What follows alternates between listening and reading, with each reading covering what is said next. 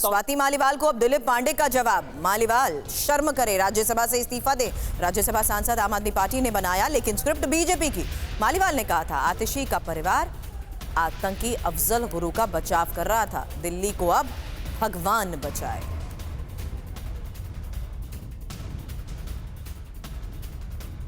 क्या आप सब लोग इस बात को समझिए, स्वाति मालीवाल जी ऐसी इंसान हैं कि जो राज्यसभा जाने के लिए टिकट आम आदमी पार्टी से लेती हैं, लेकिन प्रतिक्रिया देने के लिए, बोलने के लिए स्क्रिप्ट जो है वो भारतीय जनता पार्टी से लेती हैं। और मैं तो ये कहना चाहूँगा कि थोड़ी बहुत भी अगर शर्म हो, थोड़ी बहुत भी लज्जा हो, तो उन्हें आम आदमी पार्टी का राज्यसभा का टिकट त्याग देना चाहिए, राज्यसभा सांसद पद से इस्तीफा दे देना चाहिए और अब उनको भारतीय जनता पार्टी से राज्यसभा जाने का रास्ता चुनना चाहिए।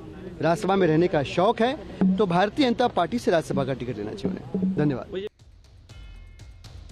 और इस बीच आपको बता दें, दिल्ली बीजेपी के अध्यक्ष वीरेंद्र सचदेवा ने आतिशी को लेकर क्या कहा है, सुनिए। दिल्ली बीजेपी के अध्यक्ष वीरेंद्र सचदेवा हमारे साथ हैं। सर, आज अरविंद केजरीवाल ने नाम प्रपोज किया आतिशी का। आतिशी अब दिल्ली की नई मुख्यमंत्री हुई, अगली मुख्यमंत्री होंगी। पार्टी का मेकओवर करने की कोशिश कर रहे हैं अरविंद केजरीवाल, लेकिन भ्रष्टाचार के जो काले धब्बे इन सब के दामन पे लगे हैं, वो इस मेकओवर से चेंज नहीं होंगे। आम आदमी पार्टी ने दिल्ली को लूटने का काम किया है, भ्रष्टाचार किया है, और चेहरा बदलने से इनका कैरेक्टर नहीं बदलेगा। दिल्ली की जनता उस भ्रष्टाचार का हिसाब मांग रही है। आम आदमी पार्टी करेगी, एक महिला को मुख्यमंत्री बना रहे हैं, उनकी छवि जो है साफ रही है। तो हम तो कह ही रहे हैं ना, उनकी छवि को लेकर कह रहा हूँ। शिक्षा मंत्रालय खुद आतिशी देख रही थी। जवाब दे दें कि 9वीं क्लास में इसी वर्ष में 1 लाख बच्चे कैसे फेल हो गए, जिस शिक्षा क्रांति की बात करती हैं। 54,000 बच्चे 11वीं क्लास में कैसे फेल हो गए, उसका जवाब दे दें। अरविंद केजरीवाल के जिस घर को लेकर आप लोगों ने इतना प्रोटेस्ट किया था, अब अरविंद केजरीवाल अपना घर भी खाली करेंगे। देखिए, उस संपत्ति को, दिल्ली के लोगों के पैसे को लूट के वो घर बनाया गया है।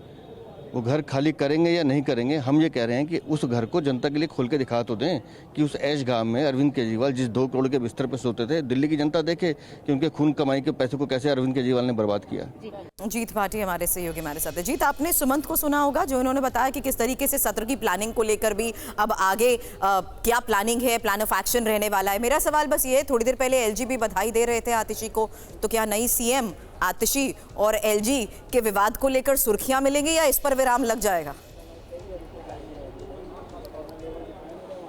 देखिए, देखना होगा, लेकिन अगर देखें तो ट्रेडिशन जो भी चला आ रहा है, हम भाई सौरव की बात करें या अन्य नेताओं की बात करें, मंत्रियों की बात करें, तो सबने एक ही शिकायत करी है कि एलजी काम नहीं करने दे रहे। और कई मौके ऐसे भी आए थे जब खुद आतिशी ने अपने विभाग को लेकर के ठीकरा एलजी के ऊपर फोड़ा था और कहा था कि एलजी काम नहीं होने दे रहे हैं, उनकी शय पर अधिकारी काम नहीं कर रहे हैं। लेकिन अब भूमिका बदल चुकी है और देखिए, जब कोई घर में बड़ा बनता है तो थोड़ी सी चीज़ें विनम्रता की तरफ भी जाती हैं और हो सकता है कि अब एक ऐसी कोशिश की जाए कि टकराव की स्थिति पैदा ना हो। दूसरी तरफ आपने सुना एलजी जो है वो उनको बधाई दे रहे हैं, लेकिन ये ऑन कैमरा और ऑफ कैमरा क्या होता है ये देखना होगा। जी, अपना सवाल दोहराएं। सत्र बुलाते हुए फिलहाल क्या कोशिश की जा रही है?